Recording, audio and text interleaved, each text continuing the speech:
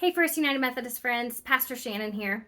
So I'm trying out this new thing where once a week I am going to connect and reach out with you in a different way. So it might be a short video like this, or perhaps it's going to be an email, or maybe even a brief devotional thought.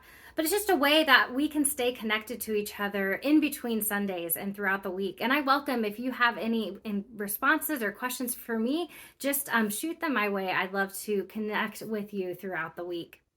So this week we are moving into Lent, and that kicks off tomorrow with our Ash Wednesday service, which is at the church Wednesday, February 22nd at 7 p.m. So this is a time where we're going to be reflecting on Jesus's temptation in the wilderness. We will reflect on our own mortality and the sins that we have committed. But this is also a time where we reflect on spiritual practices or habits that we want to take on during the 40 days of Lent. So maybe it's something we want to subtract from our lives, like in the form of a fast, or we might want to add on something to our lives in the form of a different prayer practice or spiritual practice. For me, I always try to read a different book or devotional during the season of Lent. So this year, I've chosen to read this book called Bitter and Sweet by Tish Oxenreader.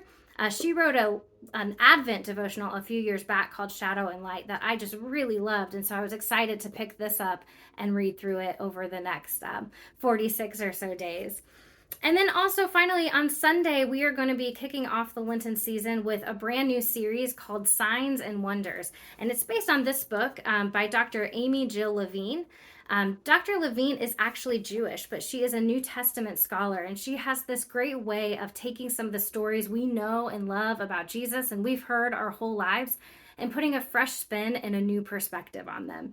So I'm excited to dive into the miracles of Jesus with you all as we study her book, as we learn more about these miracles.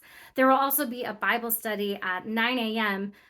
Right before the service to look at that text a little bit deeper in a small group community. So everyone is welcome to attend that. We would love to have you join us.